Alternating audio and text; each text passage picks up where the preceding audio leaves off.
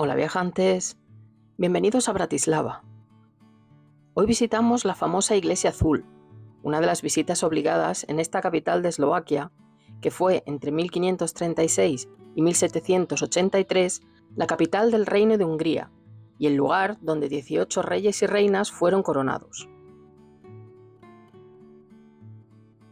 Aunque la inmensa mayoría visita esta iglesia por su bellísimo estilo Art Nouveau y sus preciosas decoraciones azules, muy pocos saben la historia del lugar y su relación con la emperatriz Isabel de Austria, la mundialmente conocida Sisi. La iglesia de Santa Isabel, conocida popularmente como la Iglesia Azul, por obvias razones, se construyó entre 1908 y 1913, según los planos de Ödön Lechner, el Gaudí húngaro.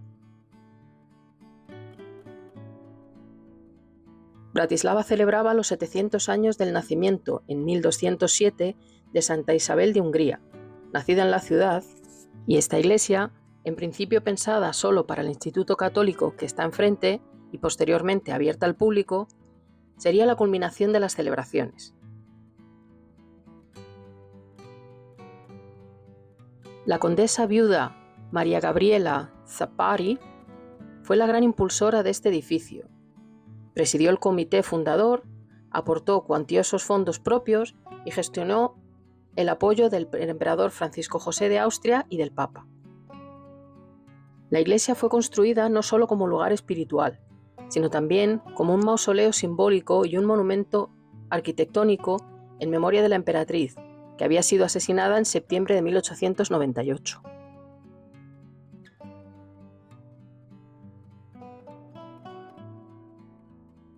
La iglesia fue construida en hormigón. Tiene una sola nave que mide casi 31 metros de largo, 11 metros de ancho y 13 metros de alto. En su muro frontal, sobre la entrada principal, se encuentra un mosaico italiano que representa a la patrona de la iglesia, Santa Isabel, un regalo del arzobispo Claudio Vasari. Sobre el mosaico se encuentra el símbolo del sacrificio eucarístico, un cáliz con una hostia.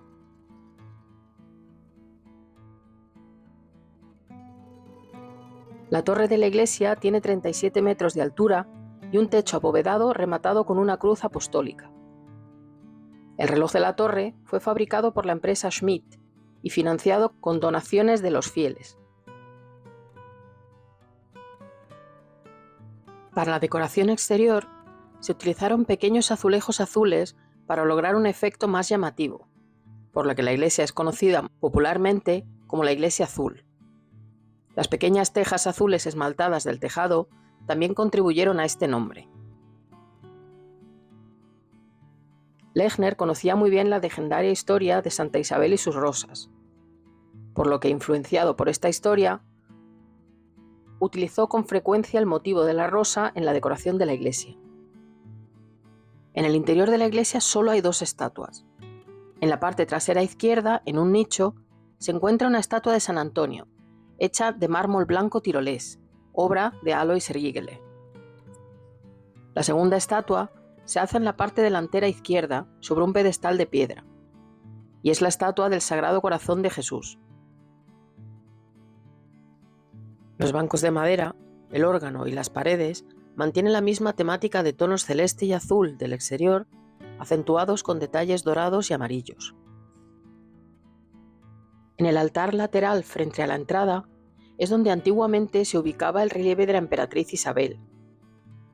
Actualmente está dedicado a Santa Teresa de Lisieux y es obra de Alois Riegele. El relieve de Sisi, tallado en mármol blanco de Carrara y que la muestra con el traje y las joyas de la coronación húngara mientras está rezando, se encuentra actualmente en la oficina parroquial y no se expone al público.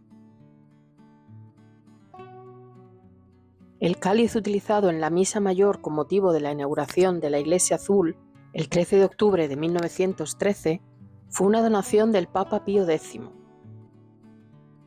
El archiduque Federico y la hija del emperador Francisco José, Marie Valérie, amueblaron el interior de la iglesia con varias valiosas lámparas de araña. El entonces cardenal de Viena, Franz Nagel, aportó reliquias de la santa procedentes de la iglesia de Santa Isabel en la capital austrohúngara. En 1980 se llevó a cabo una reparación general del exterior de la iglesia y en 1995 la iglesia fue renovada por dentro y por fuera.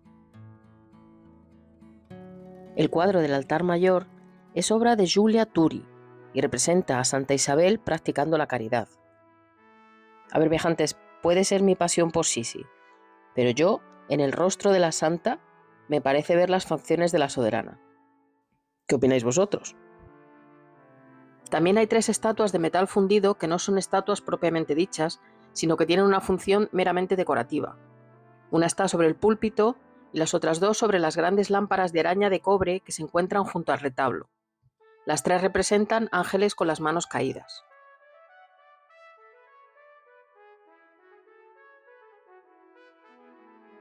Como habréis notado por el cambio de luz, volví el mismo día por la tarde para poder entrar y ver de cerca esta maravilla.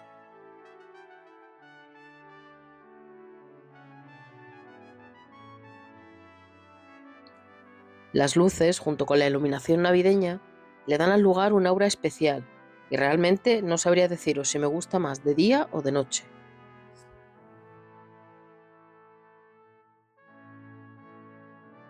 En el vestíbulo hay 2 placas conmemorativas de color verde con los nombres de los principales donantes y benefactores de la iglesia. En la de la izquierda podemos leer: los benefactores de la iglesia, su santidad el Papa Pío X, su majestad imperial y real Francisco José I.